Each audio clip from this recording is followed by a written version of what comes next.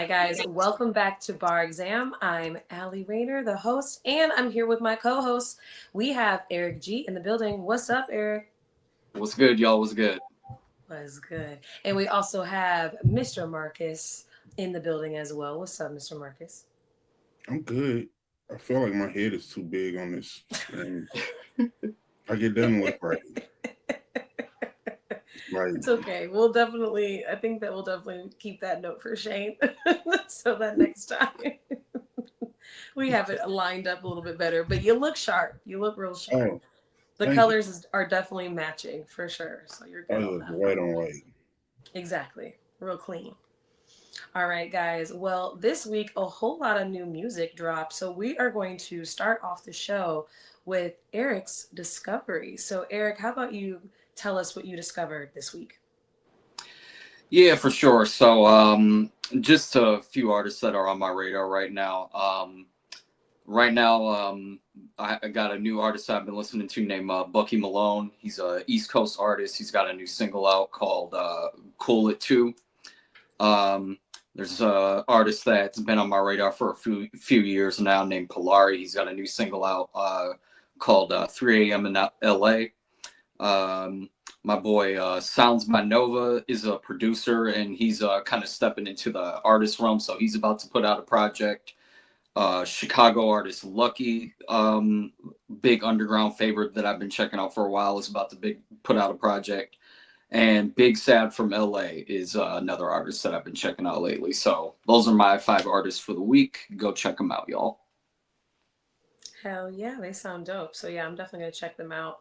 Um, I love having like people drop the newest artists because I just feel as though there's so much music being pushed to us that yeah, it's almost like hard to sit there and try and listen to all of it. So it's nice hearing, about like the newer artists, especially the ones that are underground that we can give some more love to. So that's awesome. Make sure that you guys tune in every week because Eric G is always going to be giving us his newest discoveries. Now, coming before the bar, we also want to discuss some new music, and we definitely wanted to get everyone's opinion on Playboy Carti's very anticipated album called I Am Music. Um, I don't know. I think that the music lovers, the music critics, are definitely surprised about this one. So I guess we can get into it, between the hosts and all of that. But to be totally honest, guys, I'm not sure if I'm a huge fan either. So I might Thank actually need to defer this over to Eric G one more time. So Eric, is there Hold on any before song on Eric. the album that you liked or that stood out? Well, hold on before Eric, because I feel like Eric is gonna give a very in-depth, thorough. He's gonna show how much he appreciates the music. It's gonna Mhm. come from a place of very sophistication. So I wanted to go Mhm. first. Okay, absolutely. Trash. That's it. Trash. Matter of fact, hold on.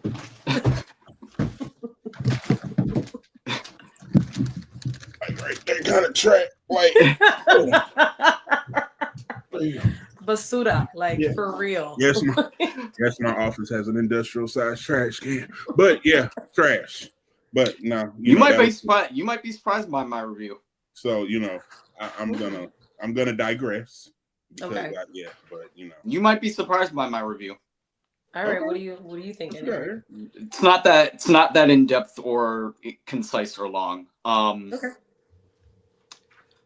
This album to me is probably the best worst album probably that of the year so far for a multitude of reasons.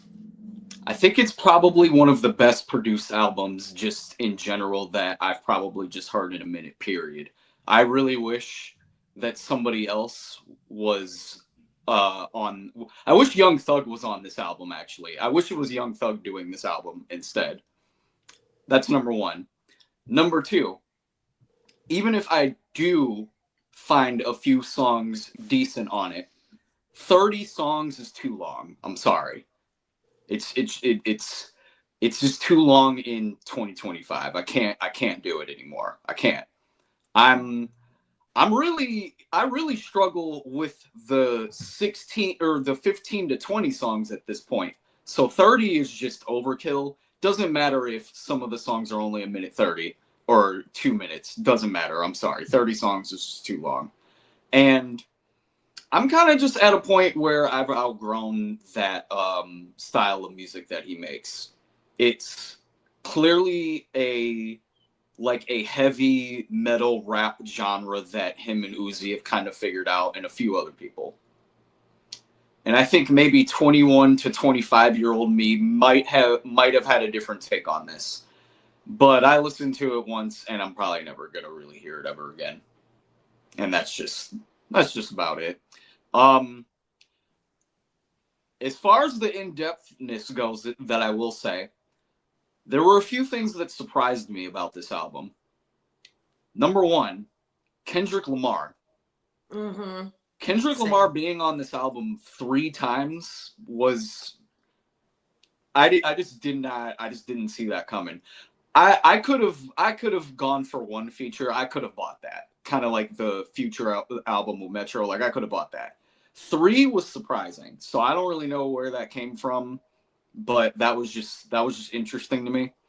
Um and I also think that Travis helped carry Cardi on a lot of the songs that they were on, because I think Travis was on like maybe 6 songs at least or something like that. And if he wasn't listed as a feature, he was listed as background vocals or something of the sort.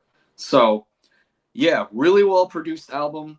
But that's about the best that I can say about it. I think that it's 1,000% accurate. To be totally honest, I feel as though, because when I was listening to it, I was like, maybe I'm just not the right audience for this. That could be the reason why I'm not really finding anything that's speaking to me, that I like, that I can even bop to or like, vibe to.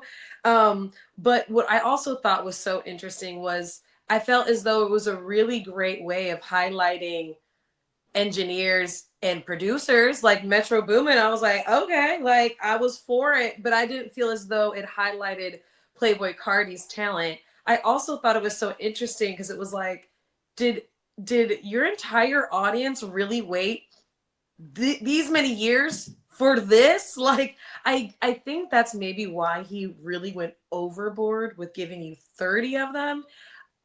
I am on the same page with you. It was just way too many. And then it wasn't even like when I was listening to it, because I kind of stopped around the first 10. Like I just could not get into it. Um I didn't feel as though any of them were like real runaway hits Ooh, that or first song was brutal. The yes, intro, dude. that Pop that out. intro I was was like, brutal. what the fuck is That this? Maybe I'm I almost bugging. I had to skip past that after I had to skip past that after 10 seconds. I was like, okay, is this is what we're Yeah. getting the whole album? I was like, no, I can't do it. Literally. And then I tried to do some of the Travis Scott shit. And it was like, almost. And then I felt the same way about Kendrick. And even there was even one song that he was featured on that he's not like actually named in like the title. So I had no idea he was gonna pop up. And I was just like, of all fucking songs, Kendrick, and of all people, I still also am curious as to like, what did you do? Who did you talk to? How much money did you give this man to get him on this album these many times, to really not say too much, especially on these songs like that really didn't have much to say. I just feel as though we all know Kendrick as a lyricist. And I do think that he will kind of jump into an alternative bag at times, but this was just too weird. And it really felt as though this was all like highlighting the engineer. It didn't really feel to me as though we were highlighting Playboy Cardi, lyrics, rhythm. I don't This know is what we were looking at. this is an engineer and producer's dream album to Yeah, have for I them. agree. Like, and again, that's why I mentioned Young Thug, because somebody like him would take a lot of these beats and first of all, he wouldn't lay them out to where it's 30 songs. We might get like maybe how like certain artists are doing like double layers in songs to where like there's like beat switches and stuff. I'm Mm. fine with that. Like, but just visually looking at 30, it's too. It's I almost felt like I was listening to a Dat Piff mixtape, but like a really really bad one. Yeah. Yeah. And then what's crazy is like the album is still only an hour, only like an hour 15. So yeah, I really feel as though your idea would have been a much better play. Just beat change some of these motherfuckers, fuse some of them together, and just move on. And because a lot of some of the beats I felt as though were like too similar to each other. Like they were very weird and all over the place, but some of them I just felt as though like they were too similar to the track right before them. So I really do feel as though some of them were incredibly unnecessary. So yeah, that's definitely I'm on the same page with you. I still don't really understand. I'm glad that I don't feel alone now because I was looking like maybe it's just me. So do either Nah. one, I got a question. Do either one of you, because I felt this way, do you feel like it was dated? Like I don't feel like it was current. Hmm. I feel like this was a whole lot of shit you had. I don't feel like this Hmm. was something you went in and did. Got you. I don't know. Um. I feel as though I was hoping Yes that and it would yes and sound like no. some of his old shit that I liked. Go ahead, Eric. Yes and no. I can see why you would say that because I kind of got that similar thought a little bit too. And I couldn't tell if it was that of the actual music that I was hearing that made it sound like it was dated, or if it was himself. Like I couldn't really distinguish the two. But now that you say that, that actually makes a lot of sense. Yeah, But I I mean, don't know. I What do feel you as though think? it was half done for sure. Well, Yeah. Mhm. Yeah.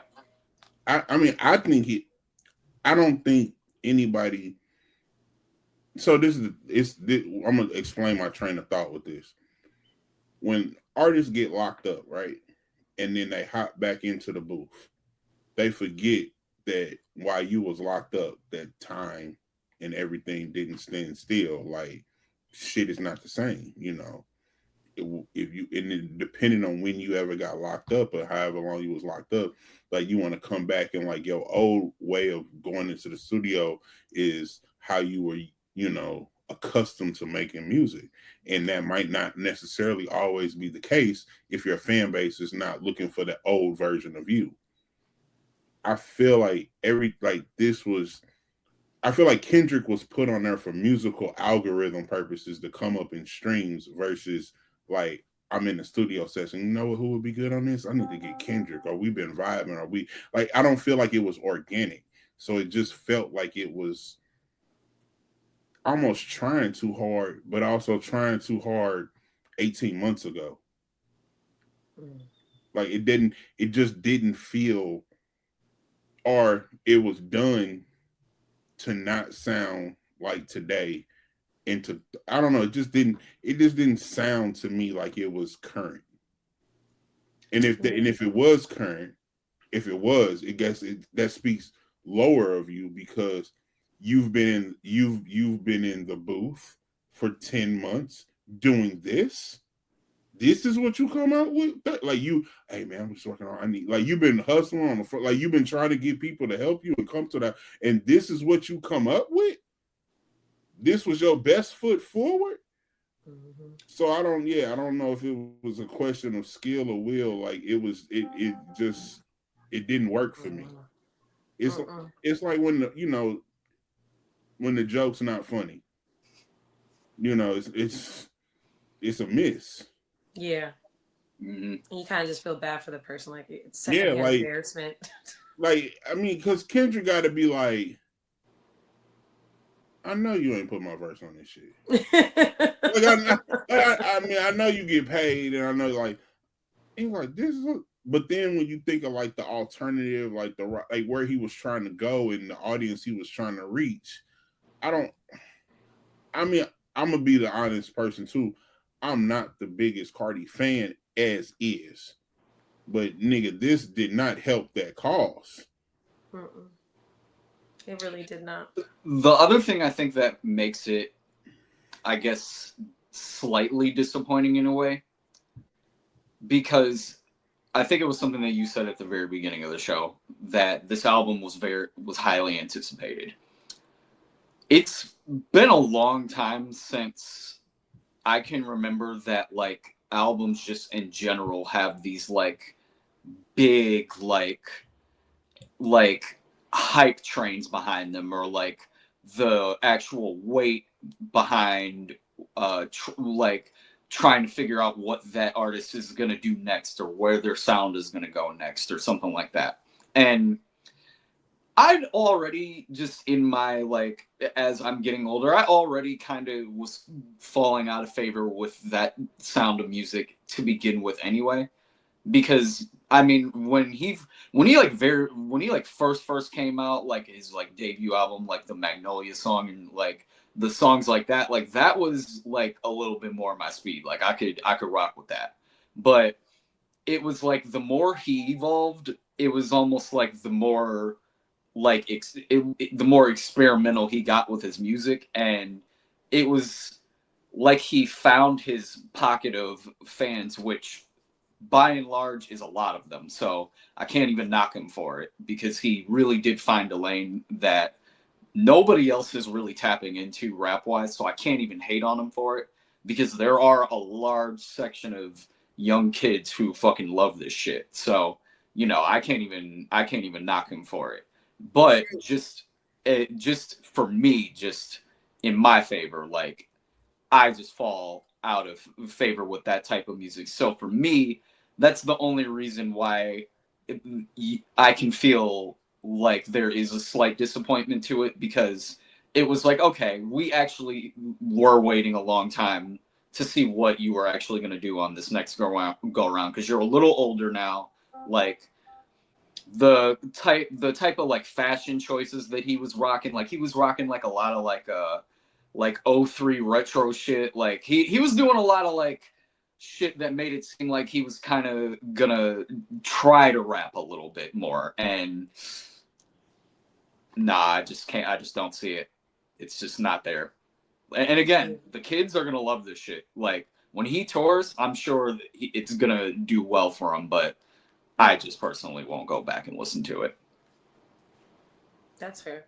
Yeah, I would love to see if Travis can go with him or something. I feel like that will definitely bring out the crowds. But Mm-mm. I don't know if I really have that much faith that he'll be that successful by himself. To be totally honest, I don't know. I don't, because I'm not a big fan of him.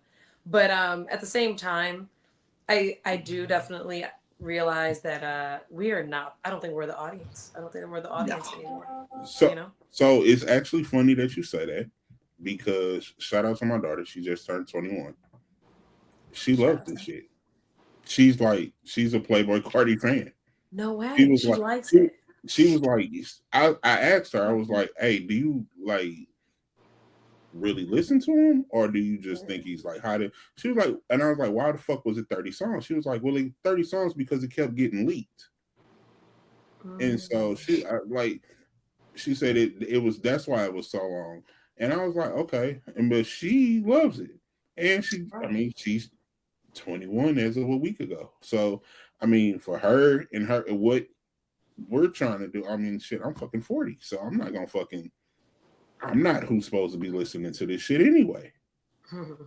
You True. know, so Yeah. Yeah. it's weird. It's like, well, damn, if we're not who you were trying to get, that's fine. That's great.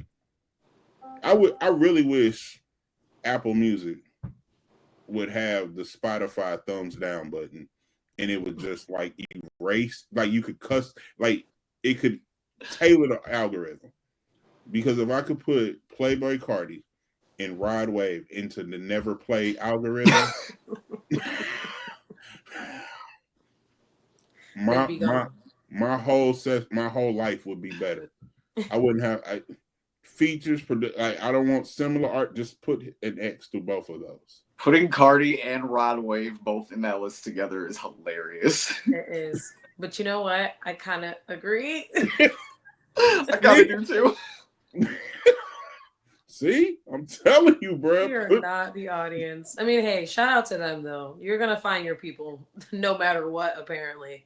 But yeah, but just interesting to see the mixed reviews. So I guess we'll just see how he does on tour No, and it ain't all of that. mixed. It's not a mixed review. No. It's not. No, that I I Not I from the know hip no hop heads. It's one. not. I know Yeah. no one of age that likes it. But your daughter's 21. I mean, that's pretty, that's not like she's like a kid. You know what I mean? Like her opinion does matter. So it's like Yeah, I but guess the 20-year-olds rock with it. that's what I'm saying. So that's not of age. When I say of age, I mean like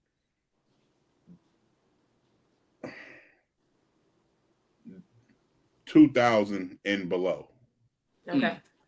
That's what I'm saying. Because I Okay. wanted to put so like 25 and down. So like I Okay. still that like because if a 21-year-old does it, that's still in the young nigga category.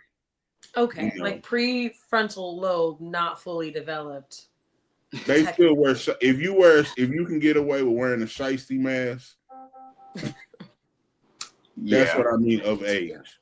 Yeah, when you Okay. retire your shiesty, that's when you become upper. When Okay. you A graduate. young Yeah, but nigga if you can wear a rite of shiesty. passage. Yeah, shiesty and down. This is for you. And that's another thing. This is not even shiesty mask music. No, it's really not. It's It's not. not. They wear that shit to the club like, oh, I just want to. It's a look. Yeah, so Yeah, it looked that's the like he other thing gonna about this rob album somebody. too. I really only see it being like a festival performance type album, really, and that's the other reason I find a hindrance with it because festival and tour season is only for so long in the year. Yeah, it's Hmm. not. You It's know, not like even. you Not can't even play this in the festival. club, which is crazy because some of the beats on there you would think you would be able to, but nah. Mm. It's not Yeah, I even don't think so twerkable. either. That's what I'm saying. Yeah, ain't no Mm-mm. challenges coming through the TikTok with this. Mm-mm. Not at all. Mm-hmm. Well, we'll see. Who knows? We'll see. Maybe the tide will change. But since we're talking about an album that really kind of lacked in lyricism, how about we highlight some folks who had amazing lyrics? So, for example, let's talk about some of the greatest 16 bars we've ever heard. So, each one of us, we can pick a favorite of our own and Ooh. dive into it because this is the bar exam. So coming before the bar, we're gonna go ahead and dive into our favorite 16 bars. Now, I don't know who wants to start off first. You guys want me to go? You can go. I You can can go go. first. Anybody Okay, can go. all right, deal. For me, this was really hard. Like this was really, really hard because I feel as though the label, the greatest 16 bars in hip hop history, is like really, really hard to pinpoint. But I finally did it after listening to a few of my favorites. I had to go back to one that I felt like really took over the internet, took over the airwaves, and everybody and their mama had to learn how to rap this shit. And it is A Millie by Lil Wayne. This was when, No, yes, no, yes. Bulls. I swear to God, you took mine. Oh, that's Sorry. I, hilarious. Oh, I was this close to doing 6 foot, 7 foot. I was this close, but I went with a he's million. pulled up on the other. I swear to God, I'm going to take a picture in the group chat. I'm sorry. It isn't, but I mean, at least we both agree that it is a great. So, I mean, at least we'll both have something to say about it.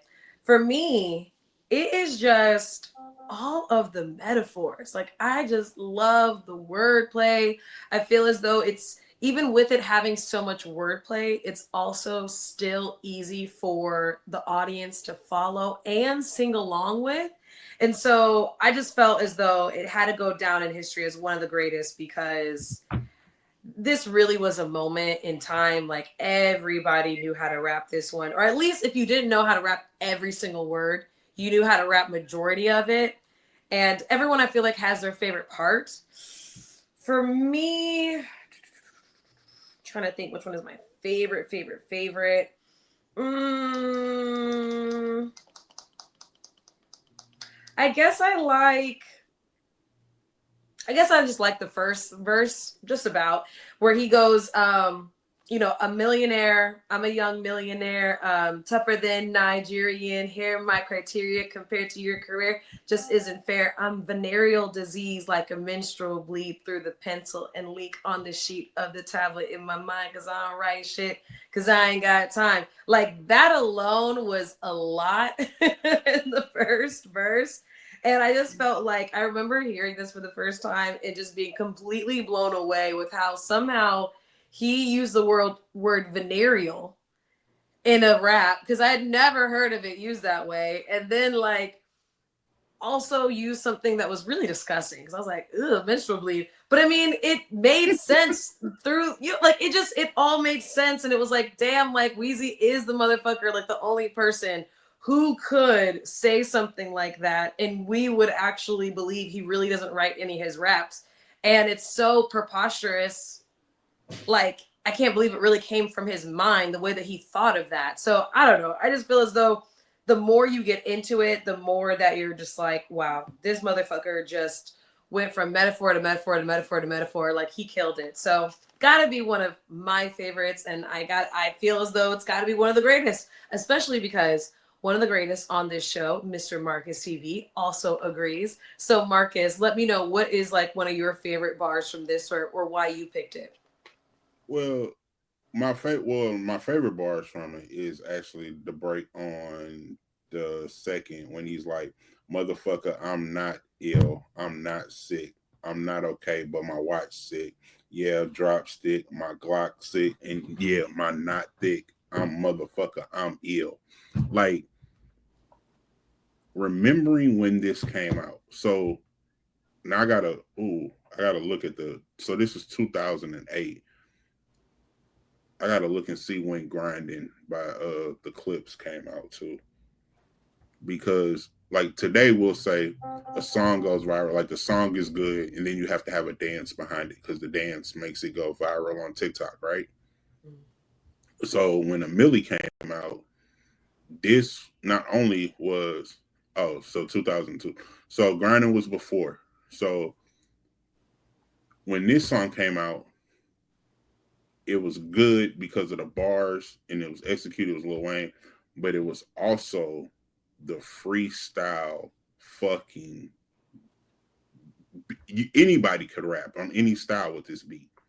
Then whatever region you were from, if it was a New York nigga, it was a Detroit nigga. If it was a Midwest nigga or a down south nigga, it was a Florida or a West Coast. Didn't matter where you came from, you could, if you had a hot 16 or you could freestyle, you had, and they played the Amelie instrumental, excuse me, you could showcase your skills. And we hadn't seen anything like that. 2002 was Grinding. So that's what, like, the song was great, but then it kind of catapulted to this underground. It's people who are known in some cities for what they did on the Millie beat, and it's not, and everyone knew it's not your song, but you Mm-hmm. put out your verse to it.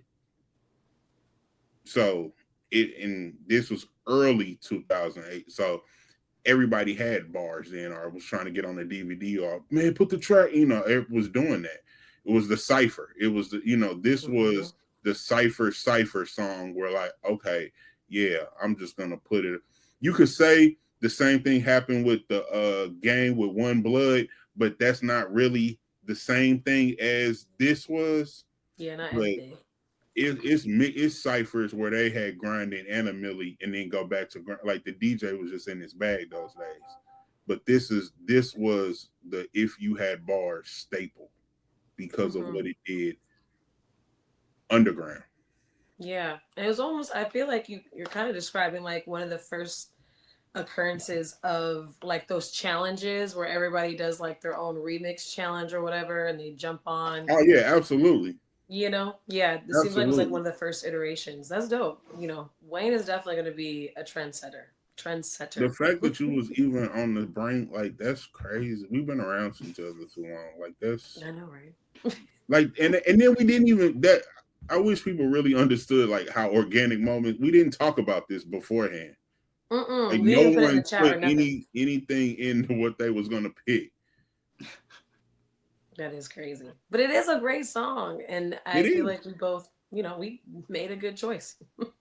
Now, Eric, let's see what Eric has to say, though. What is your pick, Eric? You know, I almost went with a Wayne pick too, with his verse on remix, just because that was like one of the very first times that I heard Wayne and thought he was like the best rapper, just period, at that time. That it was just one of those moments because of not only him starting the song and having one of the best verses throughout the entire thing, but because of the other uh, rappers that were on that, like Ti was on fire at this point. This was when Freeway was still killing shit, and this is when a young and up and coming Willie the Kid was on the rise with drama and everything. So he was on there with like a lot of heavy hitters, and I just thought for him to stand out there, like on especially on that mixtape with so many other fire songs, I just thought that that one to me was the one that made me think this guy's the best rapper out right now. But I actually wanted to throw back just a little bit because there's one verse in particular that I think really stands out among just a lot of them, not only for him in particular, but also just rap in general. And to me, that is Biggie's verse on Notorious Thugs with Bone Thugs and Harmony. I just think that there's something about the way that Biggie carries that cadence, that armed and dangerous, ain't too many came bang with us. Straight up, we know Angel Dust, label us notorious. Thug ass niggas that love to bust, sit strange to us. Y'all niggas be scrambling, gambling, up at restaurants with mandolins and violins. We just sitting here trying to win, trying not to sin. High off weed and lots of gin. Like, I just love how he basically kept that flow throughout the entirety of the verse and basically kind of gave a perfect layup to how Bone Thugs were going to kind of come in later on and just perfect their style over the rest of the track. But for me, that verse to me is just one of those classic Biggie verses that I think I don't. It's not one that gets swept under the radar to me because I think a lot of people do understand how special it is. But I think for me personally, I just love how he had so many different flows in on so many different records that he would kind of pick which pocket he wanted to dive into. And to me, this was just one of those rare times where he kind of like almost it felt like he almost stepped outside of what his normal comfort zone is on this record, and it's just one of those where it felt like it was effortless to him, like almost like every other time he stepped on a track. So I just wanted to highlight that one because it's one of those that just every single time I hear it, brings up great memories, and yeah, I love that song. Yeah, dude. You know what's so crazy? Like my jaw dropped when you said the pick because I literally was gonna pick that, but I was like, maybe it's just a Cleveland thing. Like maybe other people might be like, girl, what are you talking about? Because I don't know if even I don't know. I guess it is pretty popular. I feel like people do respect it, but I feel as though when people put on like Bone Thugs or they put on BIG, it's always a different song, like they have so many other hits that I feel as though people kind of forget about this one, especially because this was like, both of them, or, BIG and Bone Thugs and Harmony. But yes, I totally agree. I love, love, love his verse on that one. And I feel as though a lot of people respect it. And you just gave me hope that it's true that's true. Okay. So I feel good about that. Great choice for sure. Man, I this is a love that. weird ass show, bro. It is. This I was literally this, like, this is what the fuck? Like, I guess this I is shouldn't have second guessed myself. no, this because I swear to you, like on my what's this what's this shit that you be saying off Bad Girls Club? My daughter in another room. That's what I'm talking to. That I be hating. Oh, she said the on my soul. On my soul. That's it. That's it. But yeah, on my soul. Everything's on my soul. I was Okay. literally finna say on my soul.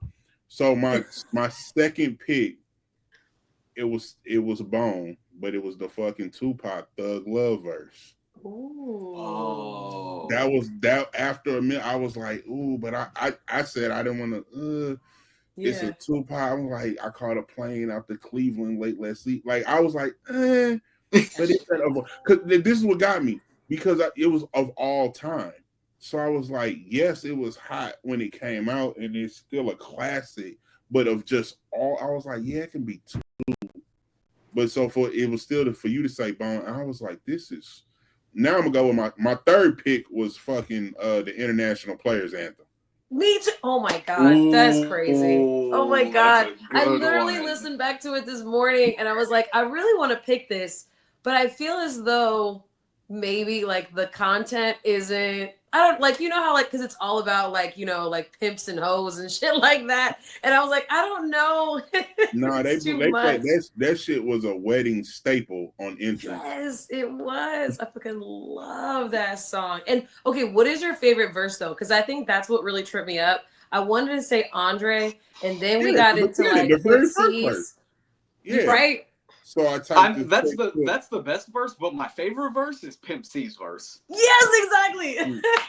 My Exactly. favorite Like verse is Pimp C's though. The Pimp Andre's C killed verse, that shit. amazing. Like I love the wordplay. I love the metaphors. But Pimp C just make you want to all of a sudden like put on a fur coat and go to a parking lot. Yeah, Big definitely. Boy, in my opinion, actually had the most unique verse. Hmm. He had the most unique take on the whole song because Andre, uh, Three Stacks, he rapped about leaving the pimp game to become a married man. That was what his verse Right. was about. Pimp C was rapping about still being a pimp. Bun B was rapping about still being a pimp. Big Boy was basically telling Andre, "Hey man, Bring it if up. you not sure if this is really what you want, then don't be fucking her raw. Otherwise, you're gonna have kids and you're gonna have to pay her for the rest of your life. Are you sure you want to do?" That's what his verse was about. It had nothing to do with pimping. You know what I'm saying? Right. Like he was giving Yeah. life advice to niggas on his. Mm. Like if you really Mm-hmm. pay attention to his verse, he was giving real game. Like, hey, bro, you're gonna have to pay child support for minimum 18 years and probably beyond that if you make this decision right now. So are you sure? So Yeah. That is y'all one of kind the of best shocked verses. me though. I I'm can't lie. surprised nobody brought this up because I got this is the producer's pick for the show. Um my pick, the song that made me actually think of this question was Inspector Deck's verse off Triumph. Mm. I think that is the Who'd you say? single greatest 16 bars of all time. Who'd you say? Inspector Deck's verse off Triumph by Wu Tang Clan. The first verse. Hmm. Yeah, listen to it again. Oh no, it's been a minute. I bomb atomically. Socrates' philosophies and hypotheses can't define how I be dropping these mockeries. Lyrically perform armed robbery. Flee with the lottery. Possibly they spotted me. Battle scar shogun. Explosion when my pen hits tremendous. Ultra blood time. Blind forensics. Ultra. I can't remember the rest of it right now, but that shit is incredible though. Like that is the greatest hip hop verse of all time. Like See, it I, just is. Like when you're talking about just flex and skill, like just a 16 for the sake of dropping a 16, no concept, no just rap 16 bars, that verse right there to me, hands down, greatest verse in hip hop history.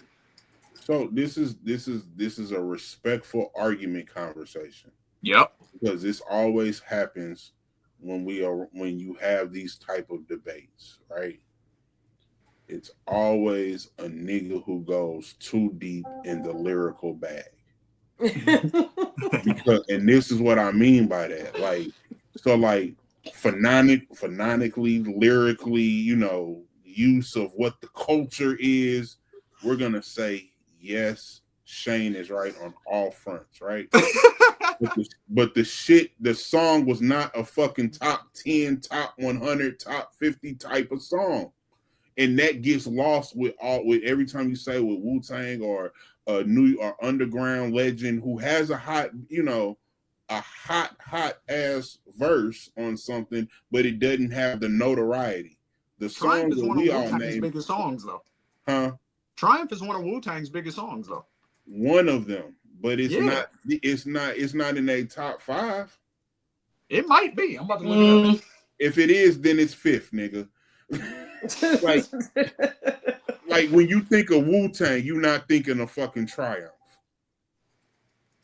That's my point. Like, if when it, you can, It's like, number three. even with Yeah, I was like, I might argue that. I might argue that actually. It's What, number that On it's three. Spotify, it's number 4. Cream is number 1. Protect Your Neck is number 2. Triumph is number 3. Method Man, Method Man, is number 4. like, so for me, I even name my fantasy football league Cream. That's the name of it. Like, I always associate Wu Tang with Cream. Like, I just like that's just. Oh, that's number 1. But that's what I'm saying. So even maybe that's a better way of saying it. I'm a Wu Tang connoisseur. I'm not a Wu Tang fan. Cause Method Man. I can't name you 5. I can't name you 6 Wu Tang 6 through the rest of them niggas. Yeah, I'm I mean, if literally you can looking at the name photo 6 right out now. of the 8, you know. No, but all I'm saying is when I say that, I'm just saying if you play that verse or if you write that verse down on paper and compare it to pretty much any other 16 on paper, like, I think it matches up at minimum. You know what? I'm gonna just throw this out there just to make the comment section go crazy. But I'm gonna pick Project Pat Chicken Head.